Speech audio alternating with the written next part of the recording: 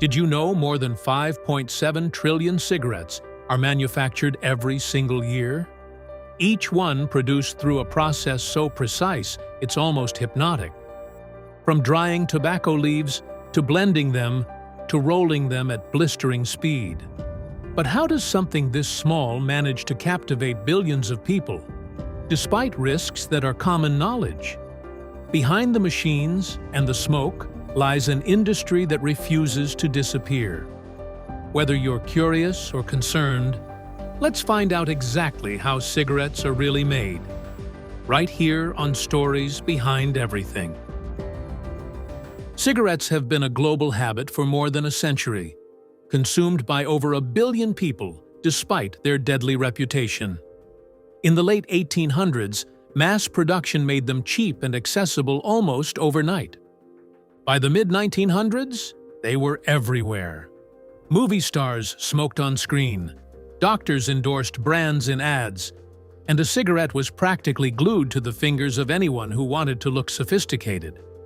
Today, strict regulations require warning labels and limit advertising, but cigarettes remain deeply woven into cultures around the world. Before we head into the factory, let's look at what a cigarette is actually made of. The starring ingredient is tobacco, which supplies the nicotine that keeps smokers coming back. Then come the additives, and this is where things get a little unsettling. There are more than 600 approved additives, including sugars, menthol, and even ammonia. Sugars soften the harshness of the smoke. Menthol adds a cooling sensation. And ammonia's role is more calculated. It alters the smoke's chemistry to speed up how quickly nicotine reaches the brain, making each cigarette hit harder and faster. Then there's the filter, usually made from cellulose acetate. It's designed to trap some of the tar and toxins in the smoke.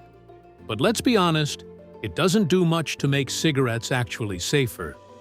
What it delivers is a false sense of security. Finally, the paper wrapping it all together is chemically treated to control how evenly the cigarette burns. Taken together, a cigarette is a carefully engineered product, built to hook you and keep you smoking. The journey starts in nurseries, commonly found in the flat farmland of North Carolina.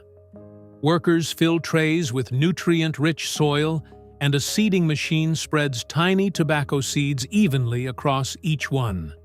The trays are then moved into a greenhouse, where they float on shallow beds of nutrient-enriched water, keeping the seeds hydrated without ever touching soil, which dramatically reduces the risk of fungal disease. Over the next 7 weeks, the seedlings grow strong under carefully regulated temperature and humidity. Once they're sturdy enough, the young plants are loaded onto trucks, ready for the fields. In the fields, a tractor-mounted planting machine sets each seedling into the soil at precise depth and spacing, so the plants never compete for sunlight, water, or nutrients. By July, the plants are flowering, a critical turning point.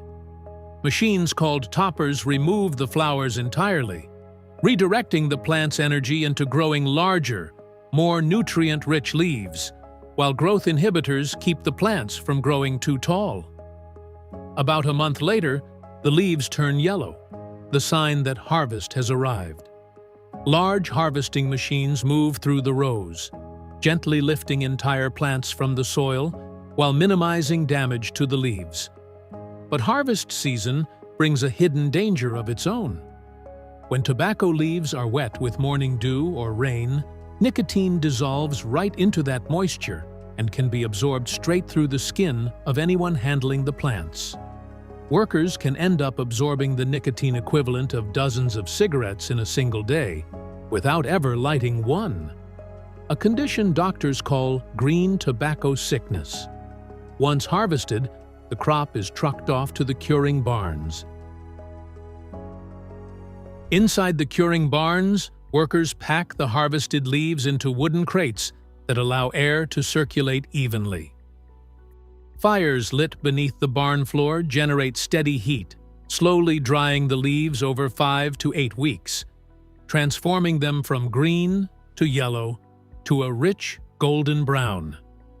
This slow curing process is what actually develops the tobacco's flavor and aroma, so workers monitor the barns constantly, since uneven drying can ruin an entire batch. Once cured, the leaves are sorted by size, color, and quality. Higher-grade leaves go to premium cigarettes, others into standard blends. They're lightly misted with water to make them pliable, then shredded into fine strips and blended with flavoring agents. Sweeteners like molasses, flavors like vanilla or cherry for signature blends, sometimes menthol for a cooling finish. The finished blend is pressed into dense bales and shipped to a separate processing plant, where the transformation into actual cigarettes begins. At the plant, the leaves are sorted once more, remoistened if needed, then passed through a machine that strips away the tougher stem, leaving only usable leaf material. That stripped tobacco moves into final blending, combined into one consistent mixture and cut into small pieces, the raw material finally ready to become a cigarette.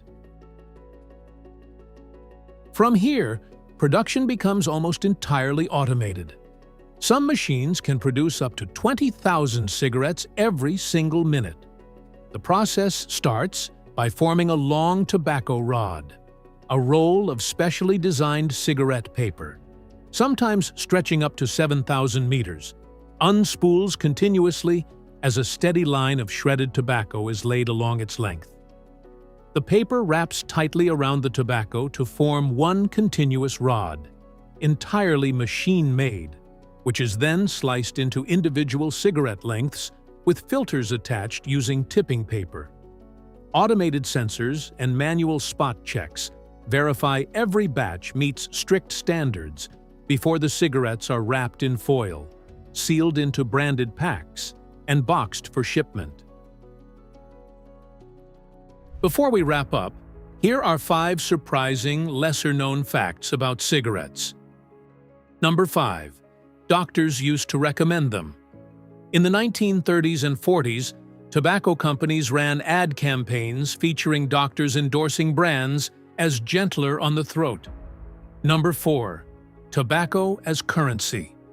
In colonial America, farmers used tobacco leaves to pay taxes and settle debts, and during World War II, cigarettes became the unofficial currency among soldiers. Number 3. Filters were a marketing gimmick. Introduced in the 1950s amid growing health concerns, research later showed they don't make smoking safer. Some smokers even inhale more deeply to compensate. Number 2. Over 7,000 chemicals. Cigarettes contain more than 600 ingredients, but burning them releases over 7,000 chemicals, including arsenic, acetone, and formaldehyde. And number 1, the most littered item on Earth. Roughly 4.5 trillion cigarette butts are discarded every year. Made from plastic fiber, filters can take up to 10 years to break down, leaching toxic chemicals into soil and waterways. Now, you know exactly how cigarettes are made, from a single seed to a finished pack, engineered with remarkable precision to create a product that's as addictive as it is controversial. So here's the real question. After seeing all of this, does it make you want to quit? Or does it change nothing at all? Are you a smoker, a former smoker, or completely against it? Tell us your story in the comments. If you enjoyed this episode, drop a like, subscribe, and turn on notifications so you never miss a new upload.